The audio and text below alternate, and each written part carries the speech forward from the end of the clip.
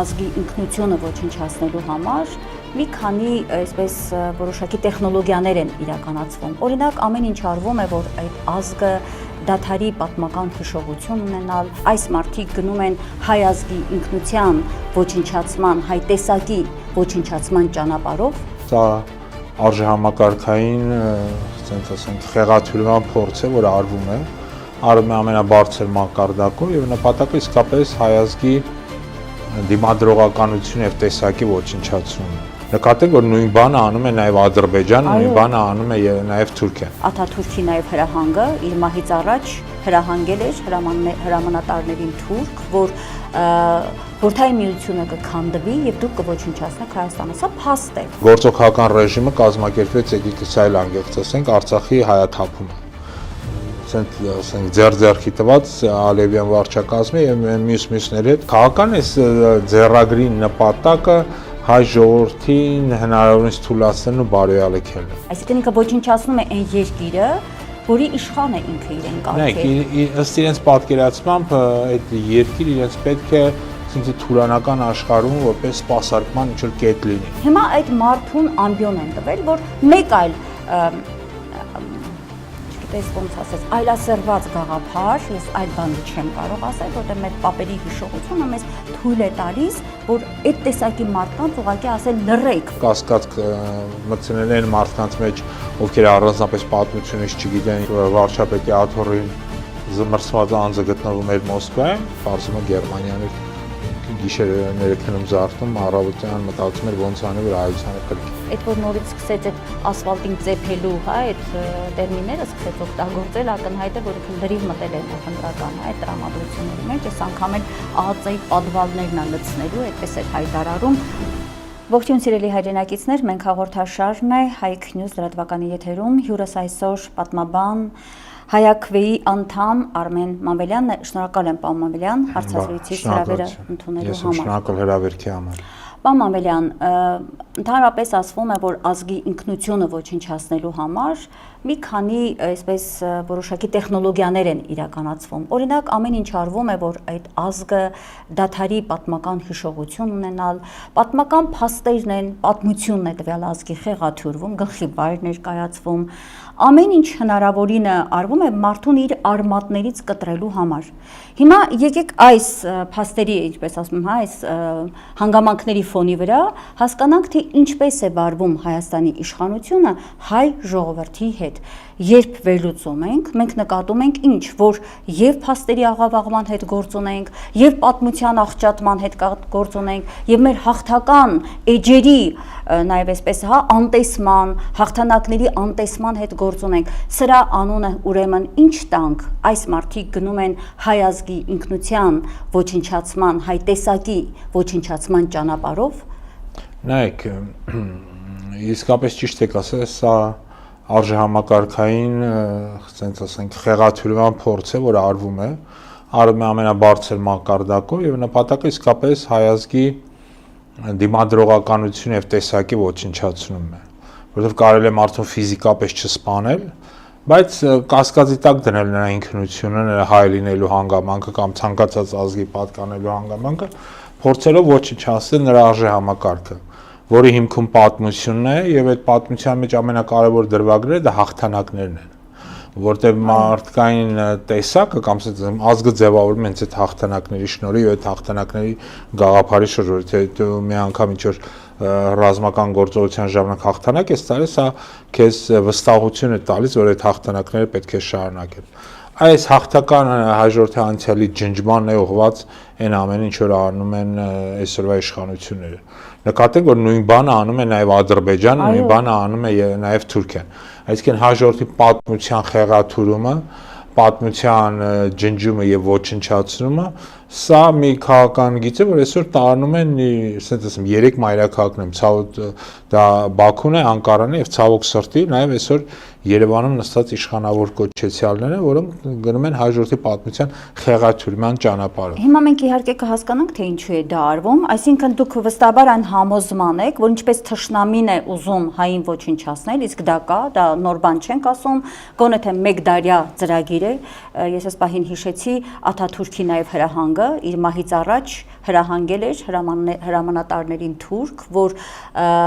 Խորհրդային Միությունը կքանդվի եւ դուք կոչնչացնեք Հայաստանը։ Սա փաստ է։ Հիմա մենք այդ process-ի հետ գործ ունենք ադրբեջանական, թուրքական քարտեզներում Հայաստան չկա։ Նրանք գնում են հայկական հետքը, նաեւ այն տարածքներում, այն պատմական մեր հայրենիքի տարածքներում, որոնք իրենք օկուպացրել են, գրավել են, հիմնահատակ ոչնչացնելու ճանապարհ։ Ասենք Արցախում հիմա այնինչ կատարվում է, դա զարուրելի է։ Հայկական հետքն է ամեն օր, ամեն ժամ ոչնչացվում։ Հիմա դառնանք մեր իշխանությանը։ Եթե նույն ձեռագրով են աշխատում այս մարդիկ, կնշանակի նույն գործին են լծվել, պարոն Մանվելյան։ Արցախի հարցում ինչ էին ասում։ Ինչ են ասում այսօր։ Ասում են Արցախը հայկական չէ, չէ։ Երբ որ հայտարարում են սա Հայաստանն է եւ վերջ բառացիորեն։ Հա, դա էլ մեկ այլ տեխնոլոգիա էր։ Այո, այդ ժամանակ պետք էր որ այդպես ասեր։ Որոնք ասում են որ Անկարա այդ ակնան իրենց հայրենիքն է, չէ՞, կա այնտենց մարդիկ։ Մարդը մեկնել Շուշիում իր հարսանիք էր անում, որ այսօր հրաժարում է ամեն ճանաչել։ Ալեն Սիմոնյանն էր ակնայում նռենիների մեջ, այսպես ոգևորված հայրենիքի մասին խոսում, իսկ Արմեն Գրիգորյանը, այո, իր հարսանիքներ պատրաստում այնտեղ կազմակերպել Շուշիում։ Լավ, հիմա եկեք հասկանանք Արցախի այնինչ Բաքուն անում է, չէ, Ադրբեջանը ավերում է ամբողջ Արցախը, ինչ են անում սրանք։ Նույնը չեն անում Արցախից հրաժարվելով, Արցախին վերջնականապես նվիրելով հայկական Արցախը Ադրբեջանին։ Նայեք, Արցախը մի շարք կարևոր նշանակություն ուներ Հայաստանի համար։ Նախ իսկապես ինքը շատ կարևոր մեր արժեհամակարգային մասը։ Նախ ինքը պատմաժառանգական առել նշանակություն ուներ, որտեղ Արցախը Հայաստանին քիչ տարածքներից էր, որը բավականին թոհու բոհերի ժամանակ միջնադարում հատկապես 15, 16, 17, 10-րդ դարերում են քիչ հատվածներից է, որտեղ հայությունը պահպանվել էր։ Այսինքն այնտեղ համայնքի անընդհատ առանց ընդհատվելու հայություն է ապրել։ Երբեք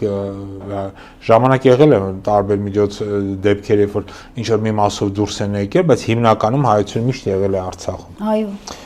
Իսկ հետեւաբար հենց գործողական ռեժիմը կազմակերպվեց, եկեք սա էլ անգեղծ ասենք, Արցախի հայաթափումը։ Ասենք ձեռքի տված Ալևյան վարչակազմի եւ մյուսների հետ, ովքեր այդ ուղղությամբ աշխատում էին։ Եվ քաղաքական այս ձեռագրի նպատակը հայ ժողովրդին հնարավորինս թույլատնելն ու բարոյալքելն է։ Եթե Անկարան եւ Ադրբեջանը դա անում են նպատակ ունենալով հայերի վերջնականապես ցեղասպանել եւ այստեղից դուրս մղել, ապա գործող քաղաքական ռեժիմի համար այս հայ ժողովրդի բարոյալքման եւ արժեազրկման քաղաքական գիծը մի նպատակ ունի պահպանել իրենց իշխանությունը ամեն գնով, որտեղ իշխել բարոյալքված եւ վախեցած մարդկանց նկատմամբ բավական հեշտ է։ Բայց այդ դեպքում ինքը նաեւ պետականությունն է կորում, ուրեմն որտեղ է այն տիրույթը, որտեղ ինքը պիտի իշխի, այսինքն ինքը ոչնչացնում է այն երկիրը, որի իշխան է ինքը իրեն կարգել։ Նայեք, ըստ իրենց պատկերացմամբ այդ երկիր իրենց պետք է, ասենք թուրանական աշխարհում որպես սպասարկման ինչ որ կետ լինի։ Այսինքն գնան գան Հայաստանում կան գառնեն, չգիտեմ, ինչ որ սերվիս ծառայություններ Հայաստանը մատուցի, ոչ թե այդ թուրանական աշխարհին ու դրանով գոյատևի։ Այսինքն դադարում է պետություն լինել Հայաստանը։ Ֆորմալ ինքը կարող է մնալ դեռ որպես ՄԱԿ-ի անդամ երկիր, քանի ՄԱԿ-ը կա, չնայած շուտով կարող է այդ կազմակերպությունը ճանաչել։ Ֆորմալ ինքը կմնա։ Հա, բայց իհարկե իրականության մեջ ինքը կդառնա, ասենք թե այս թուրանական աշխարհի տվյալ դեպքում Ադրբեջան-Թուրքիա տանդեմի կցորդը եւ ինչ որ լավագույն դեպքում լավագույն ճակերտների մեջ բարձ է թուրքական վիլայետ կամ արևմտյան Ադրբեջան, ինչպես ադրբեջանցիներն են ասում։ Այսինքն սրա դեմ դիմադրելու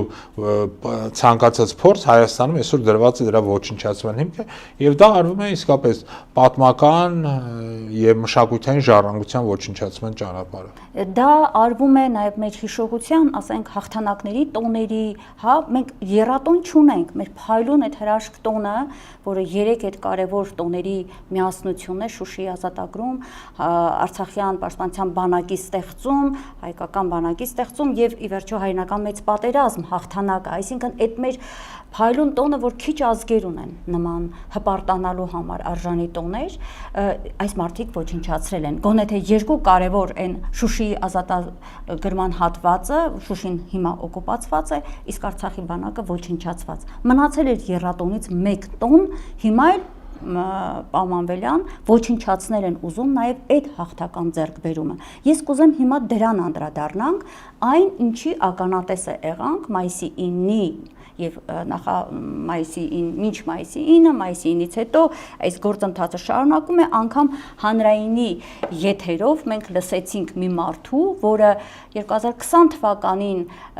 այսպես հաղթում ենք, հա, այդ շեշտադրումով լվաց մեր ժողովրդի գլուխը, ուղեղները, հա, ստում էր, երբ Շուշին ընկել էր, բայց նա ասում էր Շուշիի համար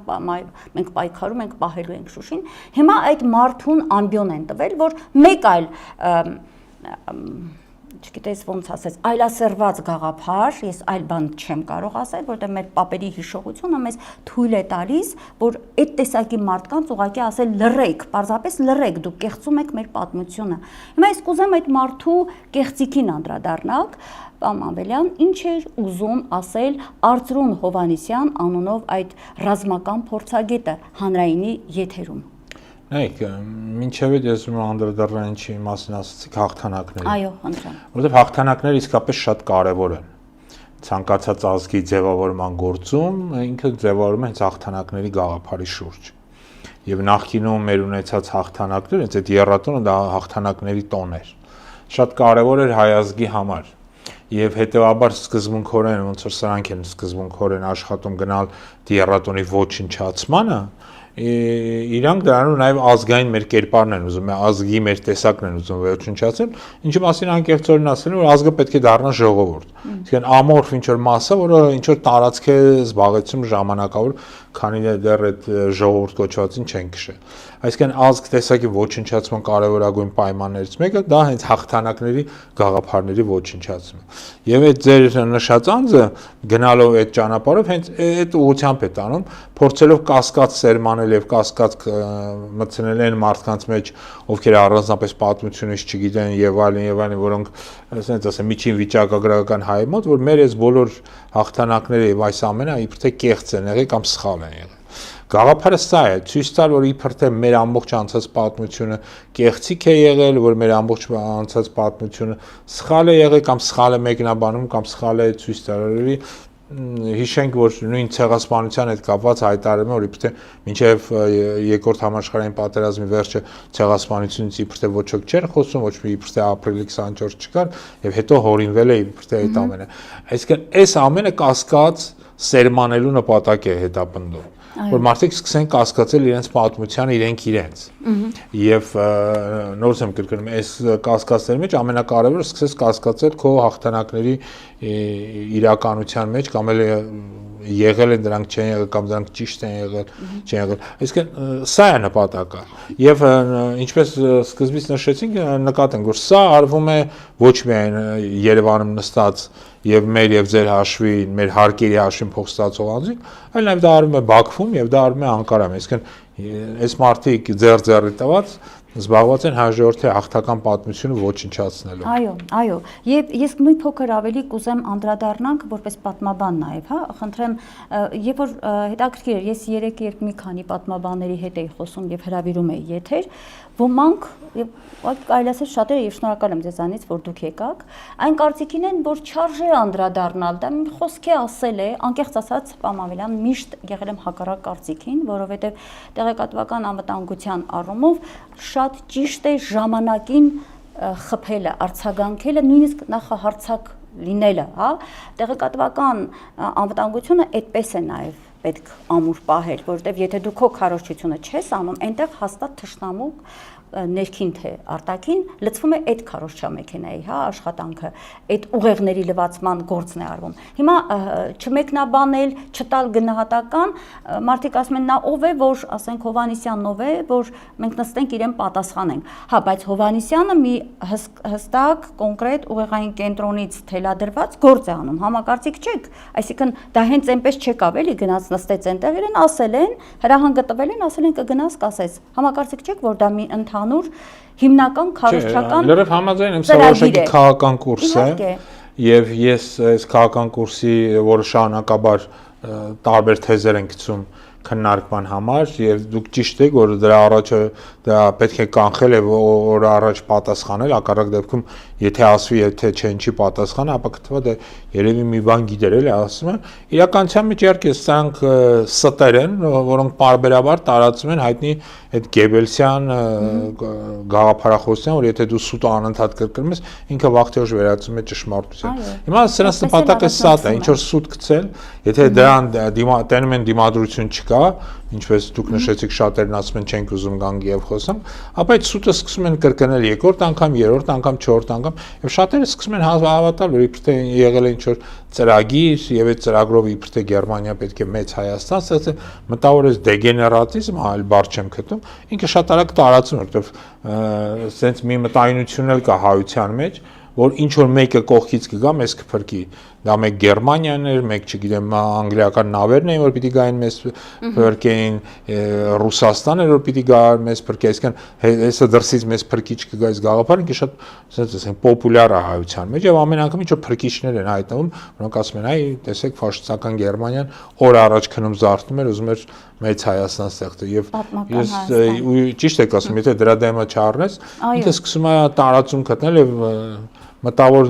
տահասությունն էլ մեր մոտ շատ տարածված երևույթ է եւ շատերը կարող են դրան հավատալ։ Այո, իրենք օգտվում են հանրային այն խավի, այն որ պատմություն չգիտեն, Խնդիրն չէ որ իմանում են, հասկանում ոչ կարդացած հատվածի վրա ուղղակի հեշտ է բոլորը պատմությունին անան, բայց եթե որ մեկը սուտ է ասում եւ այդ ստի նկատման հակազդեցություն չլինի, դուք շատ ճիշտ նկատեցիք։ Ինքը սկսում է տարածվել։ Ու եթե հակազդեցություն չկա, դու ասում են ուրեմն երևի գիտեն, էլի որ ասում են։ Իսկան իսկապես սա օր առաջ րոպե առաջ պետք է կանխել։ Նույնիսկ պետք է մանրակրկիտ մեկնաբանել, տալով պատմական իրականության այդ հստակ փաստարկները։ Օրինակ, ինձ համար անկեղծ ասած նաև անձնական ցավ էր, երբ ես լսում եմ Հովհաննիսյան Արծրունուց հետեւյալ, այսինքն արժեզրկում Ստալինգրադյան ճակատամարտի անձնական ցավ է, որովհետև հորեղբայրս աշխարհագրագետ հորեղբայրս զոհվել է հրամանատարինելով հենց այդ կռվի համար, իսկ մեր ընտանիքում մշտապես ասվել եւ խոսվել է հետեւյալի մասին դեռ պատերազմի մասնակից պապս, ես ուզում հիմա հատուկ փաստով եմ ասում, հա, որ չասեմ ասում են այսպես, ես փաստն եմ ասում, հստակ փաստը, պատերազմի մասնակից պապիկս, ինչպես էր ինձ պատմում, որ թուրքը այո սպասում էր սահմանից այն կողմ, իսկ մերոնք Կարսից եկած մարդիկ էին եւ ցեղասպանությունից այսպես մազապուրձ եղած, եկել էին ու հա այդ Արաքսի այդ հատվածում գյուղ էին հիմնել վերադարձի ցանկությամբ։ Ասում եմ մենք այսպես սարսափած սպասում ենք, եթե Ստալինգրադում լիներ անկում, Թուրքիան ներխուժելու էր Հայաստան եւ վերջացնելու էր, վերջնականապես այդ ցեղասպանությամբ հայոց հարցը փակելու էր, վերացնելու էր հայ ժողովրդին։ Մենք այդպես տեսել ենք, լսել ենք ականատես մեր պապերից։ Հիմա Արծրուն Հովհաննիսյանը ասում է այդպեսի բան չկա։ Թուրքիան շատ թույլ էր, ռիսկ չէր անի հարձակվեր։ Այսինքն ակնհայտ փաստերը կեղծում է։ Իսկ Գերմանիան նպատակ ունեցել պարզվում է, ֆաշիստական Գերմանիան Թուրքիայի, հա, այսպես դաշնակիցը, որ ստեղծի Արևմտյան Հայաստանը ազատագրի Բուլղարիայից գա, եւ համարում է ըստ Արծրուն Հովհաննիսյանի, որ այդ Ստալինգրադը մի հատ միֆ է, որ հորինվել է, այսպես անդադ մեզ տալիս են այդ կեղծ միֆը։ Որտեղ է ուղված այս թիրախը որտեղ է մենք ուզում հասկանալ բացի այն որ մեզնից խլում են մեր հա արժեքները մեր հաղթանակները հա մեր հերոսական էջերը նպատակը որտեղ է քաղաքական տեսանկյունից Ռուսաստան այո նաև Ռուսաստան սա ռուսիատիացության են քարոզը որ կա այսօր Հայաստանում դրա մեջ է տեղավորում եւ նկատեմ նաև դուք ասացիք որ այդ ընթացքում նաև վարչապետի աթոռին զմրցված անձը գտնվում էր Մոսկվայում ես համոզված եմ որ ինքը գնացել է որոշակի քաղաքական նպատակներով քաղաքական հարցերով փորձելու էր ինչ որ համաձայնության գալ Ռուսաստանի նախագահի հետ հավանաբար դա չի ստացվել իր մոտ որից հետո հրահանգ է եկել Երևան սկսել էս հակառուսական ռուսիատիաց էս քաղաքական կուրսը սկսել բայց հիմնվելով հաջորդի պատմության կեղծման վրա եւ ձեր ասած հենց դրա արանքում է այսինքն սա քաղաքական գործընթաց է քան որ այս մարդիկ կորցրել են իրենց տերերին ամենուրեք եւ հիմա ստիպված հետ են վերադարձել Մոսկվա փորձում են դե տեր մանգան երկրորդը քանի որ ինչքան հասկանում եմ այդ քաղաքական կուրսը իրենց մոտ չի հաջողվում հիմա իրանք նորից վերադարձել են ռուսիատեացության ճանապարհի վրա, եւ երրորդը իսկապես դրա հիմքում նաեւ հայ ժողովրդի պատմությունը կեղծելուն է ուղղված եւ ցույց տալու համար, որ իբր թե գիտեք, մենք շանս ունեինք, նորից եմ կրկնում, սա այն կեղծիքի արանքում է, որ մենք անդադ կերակրում են հայ մարդկանց, որ ինչ որ դրսից մարդիկ կգան, մեզ կփրկեն, դա մեկ Ռուսաստանն էր, մեզ փրկում, մեկ Անգլիան, հիմա էլ բարձում է Գերմանիան էր, գիշերները քնում զարթնում, առավոտյան մտածում էր ոնց անի, որ հայությանը փրկի։ Բայց այստեղ մենք տեսնում ենք նաև Թուրքիայի հանդեպ այսպես դրական, հա, այսինքն չէ թուրքերը չեն պատրաստվել մեզ ջարդել։ Շատ ճիշտ եք նկատում, Թուրքիան, որը պարբերաբար հայոց ցեղասպանություն է կազմակերպել, որտեղ նկատենք դա ոչ միայն 1915 թվականին, դա շատ երկար ժամանակ է տևել, շատ երկար, դարեր շարունակ։ Համիդյան ջարդերից առաջ էր, 17-րդ դարում տարբեր շարժումներ են եղել, որոնց նպատակն է եղել հայերին կոտորել եւ պարբերաբար այդ կոտորածները կատարվել են ցավոք սրտի Օսմանյան կայսրության տարածքում։ Հիմա խնդիր իսկապես հայությանը ուղղել ռուսիատեացության եւ իսկ Թուրքիան ներկայացնեց այն սպիտակ պուպուշ թևերով, բան, որտեվ սա էլ անկեղծ լինենք, այսօրվա քաղաքական ռեժիմի ասենք ասեմ պապաներից մեկը հենց Էրդողանն է, որովհետև հիշում ենք բարբերաբար գնում, հանդիպում, գիրք են նվիրում, այդ ժպիտը դերքին նկարում են այդ գիրքը գրկած եւ այլն եւ այլն։ Այս ամենը արվում է, որովհետև այս մարդիկ նորից եմ կրկնում, ինչ որ տիրոջ փնտրտունքի մեջ են, եթե Ռուսաստանում չի ստացվում, սկսում է հակառուսական այս հենց նման տիպ ակցիաներ եւ փորձել են, ասենք թե նորից շարժում են դեպի Թուրքիա, որտեղ իրանք կորցրել են իրենց քաղաքական կապը Միացյալ Նահանգների հետ եւ նաեւ բավականին թուլացել իրենց կապը Եվրամիության, հատկապես Ֆրանսիայի հետ, որտեղ մինչեւ այդ Մակրոնն էր ինչ որ ձեւով սրանց հովանավոր հանդիսանում։ Հիմա քան որ այս ամենը թուլացել է, իրանք հիմա այս փնտրտուքի մեջ են, մեկ գնում են Մոսկվա, հիմա էլ փորձում են շարժվել Անկարա եւ այլն եւ այլն։ Իսկ իրենց պապան, ինչպես ասում են, հա, քաղաքական հայրը ի սկզբանե 18-ից երբ նրանք բերվեցին, արդեն իսկ հստակ էր թե ով էր, Թուրքիայում էին այդ մարդիկ, նրանց ուղղորդողները, որտեղ բոլոր փաստերը կան ապացուցելու, ուղղակի մնում է որ երբ որ իրենք հեռանան, այդ բոլորը իրավական հարթություն տեղափոխվի եւ մենք բոլորս պարզ կերևա, թե 18 թվականի հեղափոխություն կոչվածը իրականում ինչ հեղափոխություն էր եւ կարծում եմ ճիշտ են այն մարդիկ, ովքեր գտնում են, որ տեղի ունեցել մեր երկրում ադրբեջանա-թուրքական հեղափոխություն կամ թուրք-ադրբեջանական եւ բերվել է այն դրածոն, որը պետք է այսօր մեկը մեկով իրականացնի Ադրբեջանի եւ Թուրքիայի քաղաքականությունը։ Աչքներիս առաջ Արցախը երազում կտեսներ Ալիևը, որ հանձնվեր հայկական երկրորդ պետականությունն, այս մարդիկ ոչնչացրել են։ Մենք չգիտես ինչի քիչ ենք խոսում այդ մասին։ Ուղղակի չճանաչված էր դեր Արցախը։ Դե լիքը չճանաչված պետություններ կային, չէ՞, ինչպես ասում են, մնացել էր մի քանի քայլ անելու դեպի դա գնալու համար։ Իրենք ոչնչացրեցին, ինչպես ասացիք, այո, բացառիկ մի երկրամաս հայկական, որը մշտապես եղել է հայկական իր 4000-5000 տարվա մեջ, դադարեց այլևս հայկական լինել, որովհետև չկա հայկական հետք այնտեղ եւ ոչնչացնում է ադրբեջանցին եղածը։ Հիմա երբ որ իրենք քարոզում են դրական այսպես բաներ նայել Գերմանիայի հետ կապված, չէ՞, կարծում որ այս մասով էլ նորից ջուր են լցնում իրենց պապաների Ադրբեջանի օրինակ Ալիևի հայտնի խոսքին, հիշում եք, ասում էր Հայաստանը ֆաշիստական պետություն է։ Արդյոք հենց այս թելը չեն թելում, այս նույն խայտարակ կեղծիքով հանդերձ։ Երկրորդ վտանգներից մեկը ճիշտ եք նկատում, որ արվում է այս քայլերով, սա ֆաշիզմի գովերքման կամ ֆաշիզմի պաշտպանության գործընթացը։ Եվ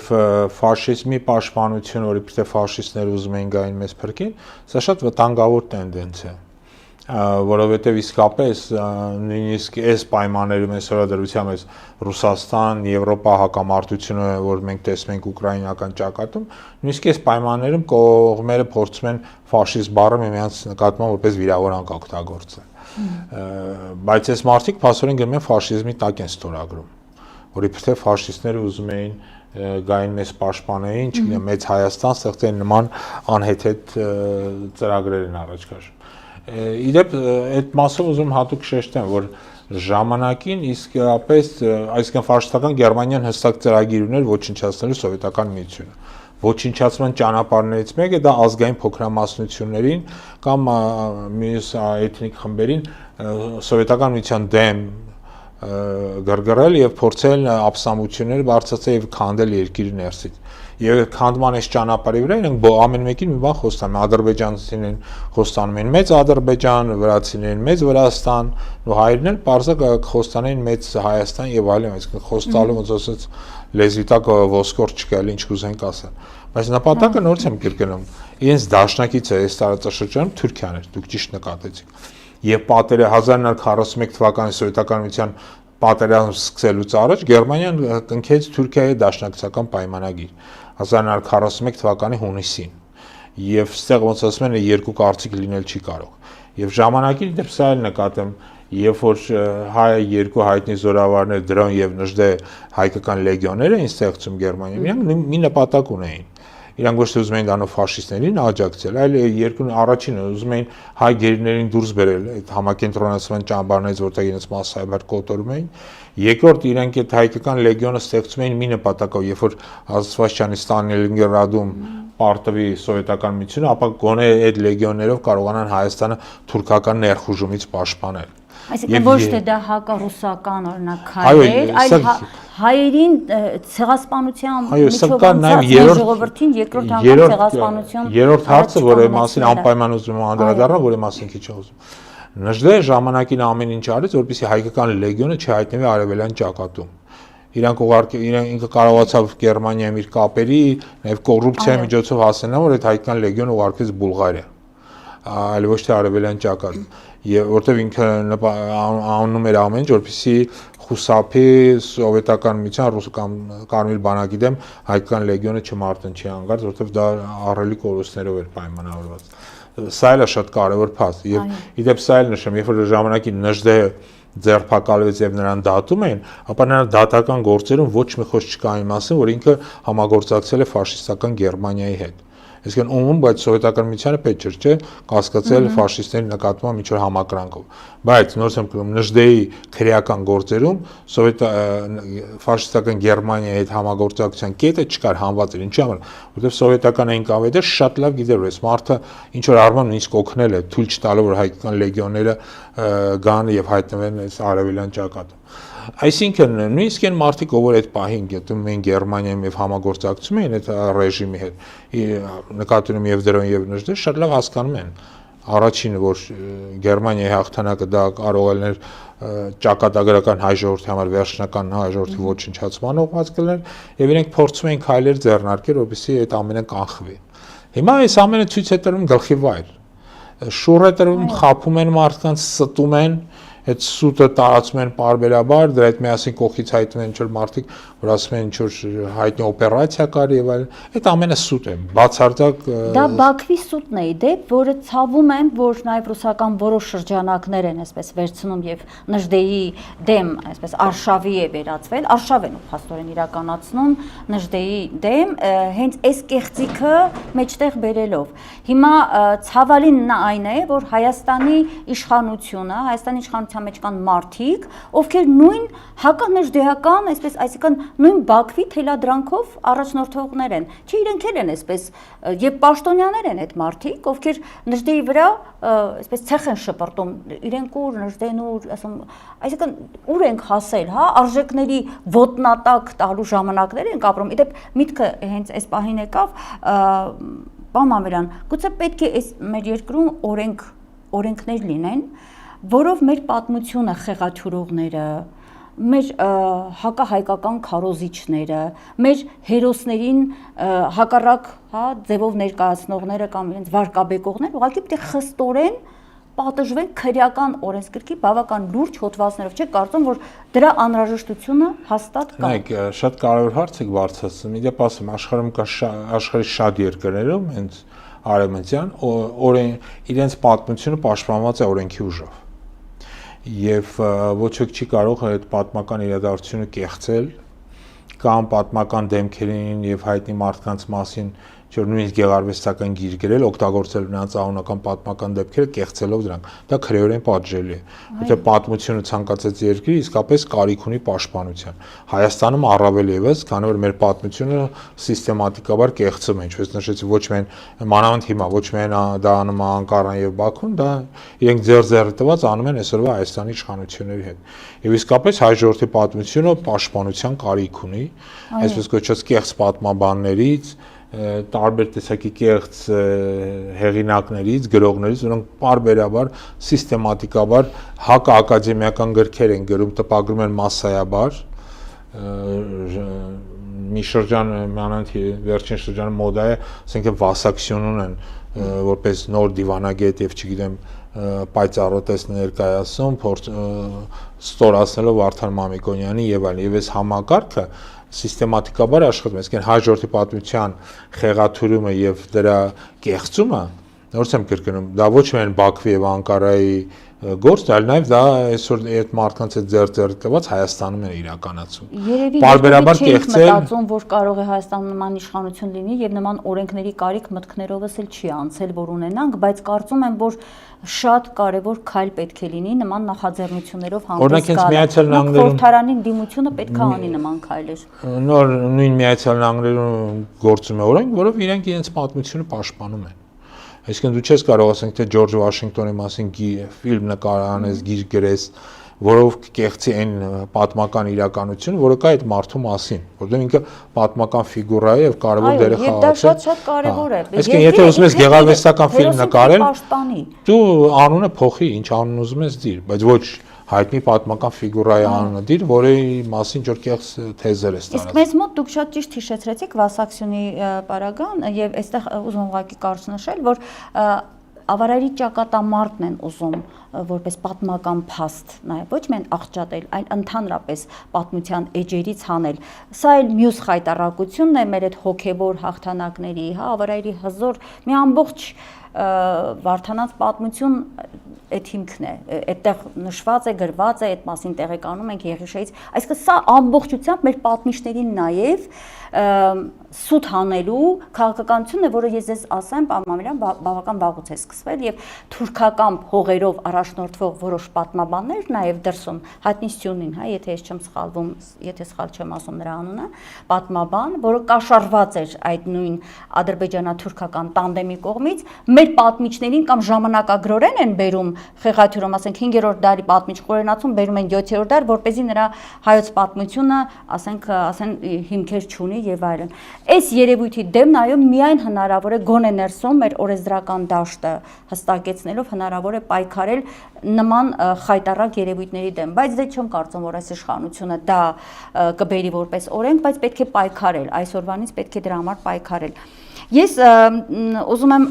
անդրադառնամ այս ֆոնին, հա, այս մարդիկ հայտարարել են կրթությունը նորաձև է, սա էլ հենց նույն, չեք կարծում, նպատակին է ծառայում մեր նման մտածող մարդկանց մտածողությունը վերափոխել, այդ կեղծիքը բերել դարձ, մտնում են մատենադարան, որ ինչ անեն, հա, այսինքն 6-7 լեզու իմացող գիտնականներին գնում են կրթելու այս մարդիկ, այս ինչ ծրագիր է, պարոն Մամելյան, իրականացվում։ Նայեք, իրականում սա ինձ թվում է իրենց նախընտրական ծրագիրն է, որոնք մի տարի առաջ իրանք դա սկսել են, որտեղ քարոզարշավ են անում։ Այո, սկսել են նախընտրական քարոզարշավ, որտեղ ու չգիտես երբ իրենք փորձեն ընտրություններ անցկացնել, կարող է դառնան աշնանը, կարող է եւ մի տարի հետո։ Օրենքով գիտենք մի տարի հետո։ Երկրորդ իրենք շատ լավ հասկանալով իրենց այսօր շատ սարսափելի ցածր ռեյտինգները փորձում են այդ ձևով ինչ որ քարոզարշավ անել եւ մարդկանց զորելով բերում մարդկանց լցնում են լսարաններ, գիտեք, չէ՞, տեղյակ մարզերում ինչ է կատարվում։ Գիտեմ, որ շատ պետական համակարգի աշխատողներին իրենց ընտանիքներով ստիպում են գան եւ ներկա գտնվել այդ միջոցառումները, մենք մի բան պետք է հստակ հասկանանք, այն ամեն ինչի մասին ինչ որ սրանք խոսում են, իրականության մեջ անում են հակառակը։ Այսինքն Հայաստանում այսօր դրված է կրթություն եւ գիտությունը ոչնչացնելու գործընթաց է սկսված։ Իսկ իրանք անում են քարոզարշավ, կրթությունը իբր թե նորաձև ու այդ կրթությունը նորաձև անցկացում են երկու անձինք, որոնք երկուսն էլ անկիրթ են բոլոր առումներով։ Չէ, նույնն էլ հիշենք, իրենք խոսում են անդադ խաղաղությունից, մի մարդիկ, որ պարբերաբար պատերազմներ, ցեղասպանություն, էթնիկ զտում են բերել վերջին 6 տարում հայ ժողովրդի գլխին։ Սպանել են 5000-ից ավելի մեր տղաների եւ աղջիկների։ Եվ այս մարդիկ խոսում են խաղաղությունից։ Ու բոլոր ուղղություններով sense խոսում են իբր թե կոռուպցիայի դեմ պայքարելուց, բայց իրանք են խրված ամենամեծ կոռուպցիոն սկանդալների մեջ։ Ավելի շատ են սկսել խոսել, դա էլ նախընտրական երևի էսպես հա տրամադրությունները։ Միմիայն իրանք արդեն սկսել են այս նախընտրական գործընթացները եւ այն մարդիկ օրինակ են ովքեր այսօր կոռուպցիոն ծրագրերի մեջ են, իրանք հիմա կոռուպցիայի դեմ պայքարից են ու էլի հիշում են նախկիններին եւ այլն եւ այլն։ Այսինքն մենք ունենք sense խայտարակ մի իրավիճակ, ուղղակի այն մարդիկ ովքեր նայում են եւ պետք է մի բան հասկանան, որ ինչից այս մարդիկ խոսում են իրենք կյանքում հակառակն են անում։ Եթե իրենք խոսում են կրթությունից, ուրեմն Հայաստանում գնում է կրթության դեմ պայքար։ Եթե խոսում են խաղաղությունից, ուրեմն ասված չանի, բայց Հայաստանն իրենք տանում են դեպի պատերազմի եւ այսպես շարունակ։ Եվ խոսում են կոռուպցիայի դեմ պայքարից, ուրեմն իրենք են, ասենք ասեմ, մինչեւ բուկը խրված, ոնց որ ասում են, այդ կոռուպցիոն թաթախված այդ կոռուպցիայի մեջ եւ զբաղված են երկիրը թալանելով, որտեղ նայեք մեր արտաքին պարտքի եւ ներքին պարտքի աճը վերջերս իմ ընկերը հաշվել էր որ միայն վերջին մի տարում եթե մի տարի առաջ միջին վիճակագրական հայն $4000 պարտք էին արել միայն մի տարում դա 10%-ով ավելացել է դառել է $4400 միայն մի տարում իսկ մեր բոլորի ձեր հետ միասին նստած մեր վրա $400 եւս պարտքի ավելացի եւ այսպես շարունակ։ Այո, եւ ինչպես ասեցի, վերջի եզրափակենք նաեւ մեր հարցազրույցը, պարոն Մամելյան, վերջի օրերին այո, բավական այսպես ոգևորված ԿՊ-ականները խոսում են այ թալանի կոռուպցիայի դեմ պայքարը ասում է մեր քաղաքական հանձնառությունը, մեր ինքնությունը, հա, այսպեսի ձևակերպում արեց ԿՊ-ական պատգամավոր Արթուր Հովհաննիսյանը խորհրդարանի ամբիոնից ինքնությունն է իր հասկանում եք, այսինքն ես չգիտեմ այդ մարդիկ բարերի խնդիր ունեն երևի անկալման խնդիր կա, հա, ինքնությունը չի կարա լինի, հա, այդ թալանի դեմ պայքարը ինքնություն չի կարա լինի, դա ուրիշ բան է։ Նայեք, կամ էլ ինքնությունը չեն գիտակցում այդ մարդիկ ինչ է, հա։ Գոյություն է sense հասկացողություն, երբ որ մարդ անկախ իրանից խոսում են նրանից, ինչի մասին ինքը Ֆրեյդի հայտնի տեսություն է, ով ինչի կարիք ունի նրանց է խոսում։ Եվ այս մանանձանվել հայտարարում որ կոռուպցիան կամ կոռուպցիայի դեմ պայքարած ինքնությունը իրականում իրենք հենց կոռուպցիայի մեջ են թաթախված ոնց որ նշեց։ Իրանք ամբողջ օրը դրա մասին են մտածում եւ գաղտնիք չէ որ իրանք այսօրվա դրությամբ միլիոնավոր դոլարների տներ եւ սեփականություն են ձեռք բերել մարդիկ, որոնք ոչ կրթությունն էին, ոչ ասենց ասեմ կենսագրությունն էին եւ ոչ մի բան։ Այո։ Պարոն Մամելյան, ես ուզում եմ եզրափակել Փաշինյանի խոսքով, անկեղծ ասած, ինձ համար վաղուց շատ տհաճ է իրեն մեջ բերելը, բայց այդ որ նորից սկսեց այդ ասֆալտին ծեփելու, հա, այդ տերմինները սկսեց օգտագործել, ակնհայտ է, որ ինքը լրիվ մտել է նախընտրական, հա, այդ տրամադրությունների մեջ, այս անգամ էլ ԱԱԾ-ի պատվալներն է լցնելու, այդպես էր հայտարարում, ընդդիմությանը անվանելով օտարերկրյա գործակալներ, 5-րդ անիվ ազդեցության գործակալ դեպ սա այն է, ինչ տարիներ շարունակ իր եւ իր թիմի մասին է ասվել եւ փաստերով է ասվել, դրսից ֆինանսավորվող 5-րդ որպես շարասյուն եւ այսպես նյարդային այդ վիճակի մեջ գոռաց վերընկեք տեղներդ ներվերս չուտեք, սա չգիտեմ, բազմաթիվ անգամ ես տարբեր հոգեբանների եմ հրավիրել մենքի եթերում խոսելու թե այդ մարդու հետ ինչ է կատարվում, այդ ջղաձգումները, այդ նյարդային վիճակը այլևս այնքան է ասվել, որ այդ մարդը ունի խնդիրներ, առողջական խնդիրներ, ու նորից մենք այստեղ կանգնում ենք հարցի առաջ, ինչ իրավունք ունեն առողջական խնդիր ունեցող մարդիկ երկիր ղեկավարել։ Մեր ճակատագիրը հանձնված է ջղաձգումներ ունեցող մարդկանց։ Այստեղ էլ պիտի օրենք ունենանք, հա, որ գոնե օրենքը պահեր մեզ, բայց չունենք ցավոք։ Հիմա ինչու են այս մարդիկ այսպես ափերից դուրս եկել, ինչու են սկսում նորից նման, հա, բառապաշարով խոսել, միայն ընտրությունների նախաշեմին կանգնած լինելն է խնդիրը, թե օրինակ դուք չեք տեսնում, որ կարող է լինել հետևյալ վտանգը։ Նա պատրաստվում է հերթական տարածքային զիջումների։ Հիմա պիտի նորից ցնցի մեր հասարակությանը, նորից հիշի երկրորդ, երրորդ նախագահների թալանը, նորից պիտի մատ թափ տա ընդդիմության վրա, լռեցնի, որովհետև նրանք էլ ունեն լուրջ խնդիրներ անցած իշխանության ընթացքում, լռեցնի, որպեսզի այդ քողի տակ տարածքներ նորից զիջի, որտեվ ես երեք ադրբեջանական լրահոս հետևում էի, այնտեղ արդեն խոսում է Տավուշի մարզի 4 գյուղեր հստակ տալու մասին։ Ինչ կասեք։ Նայեք, գիտեք, այդ անձի վարքը եւ բարքը բազմաթիվ անգամ են քննարկվել եւ դժվար է ասել թե ինքը ինչ մոտիվացիայով է շարժում։ Իմ կարծիքով իսկապես սա կարող է եւ նախընտրական այս գործընթացի հետ կապված լինի։ Եվ կարող է նաև պայմանավորվածել այն հանգամանքով, որ նրանք, ովքեր ստուգում են իրավիճակը, սոցհարցումներ են անցկացնում հատուկ իր համար հասարակության մեջ, հասկանում են, որ ինքը վերընտրվելու շատ քիչ շանսեր ունի։ Զրոյացված վարկանիշ։ Նո, զրոյացված չի, բայց բավականին ցածր է։ Այնուամենայնիվ սա կարող է իսկապես հենց այդ ներվային եւ մյուս պատճառներ ունի։ Այլ բան է, որ մենք այսօր պետք է իմ խորին համոզմանք ավելի շատ կենտրոնանանք, թե մենք ինչ պետք է անենք։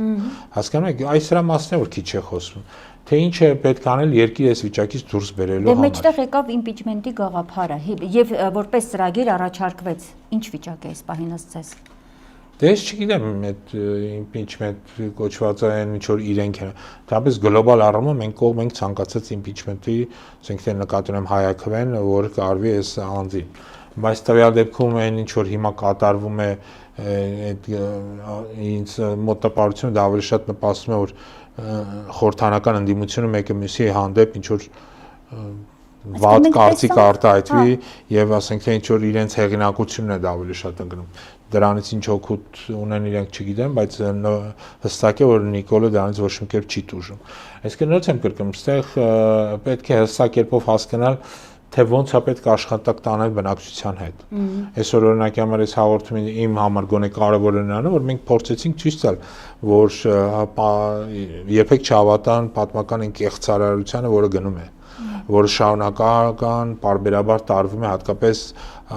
Հ1-ի եթերով։ Եվ այդ պատմական կեղծարարության նպատակը նույնն է՝ մարդկանց խաբել, շփոթեցնել, բարոյալ լքել, թուլացնել, կոտրել դիմադրողականությունը ու վերջը հնարավորինս հեշտ եւ իշխել եւ հեշտ եթե պետք է ինչ-որ բան հանձնել, ինչպես նշեցիք, շատ ավելի հեշտ դա հանձնել։ Շնորհակալ եմ, պարոն Մանվելյան, հրավերս դարձյալ պիտի ասեմ, շնորհակալ եմ ընդունելու համար, որովհետև ինձ համար անընդունելի է լռելը եւ հստակ փաստերով կեղծիքը չջարդելը, իսկ մենք ունենք այդ փաստերը, պատմությունը մեր տվել է մեզ, մեր ձեռքին այդ ահռելի հնարավորությունը եւ մենք իրավունք չունենք կեղծարարների, որոնք այսօր զավթել են մեր երկիրը, իրավունք չունենք այդ կեղծարարներին թույլ տալ, որ մեր հարկերով ֆինանսավորվող հանրային հեռուստատեսության եթերում կեղծիքը պատտվի եւ մարդկանց ուղեղին նստի, դա էլ նրանք ուզում են, դա ուզում է մեր թշնամին։ Մենք պետք է անդադար հակադարձենք հստակ փաստարկներով եւ թույլ չտանք ի վերջո, որ այս մարդիկ իրենց այդ կրթությունը նորաձև է կոչված այդ խեղկատակության ժամանակ խորենացու հայոց պատմությունը ձեռքին միայն ողբը կարդարով շրջեն, որտեղ դա եւս միտում է, դա եւս հստակ միտում է, իրենք երբեք մեր լուսավոր փայլուն հաղթանակների էջերը չեն հանրայնացնում։ Բերում են դա, ընդ որում դա էլ չեն մեկնաբանում, թե ինչու են անում, կամ թե ինչու է գրել խորենացին, դա էլ են փակ թողնում։ Այնպես որ ես շնորհակալ եմ, եթե կար եզրափակիչ ասելիք, խոսք, եթե ոչ, ուրեմն շնորհակալ եմ հրավերս ընդունելու համար։ Ինձ մնում է հիշեցնել իմ հեռուստադիտողներին, որ ես այսօր մենք հետաղավար հրավիրել էի Հայակվեի անդամ պատմաբան Արմեն Մանվելյանին։ Լավ եղեք, կհանդիպենք։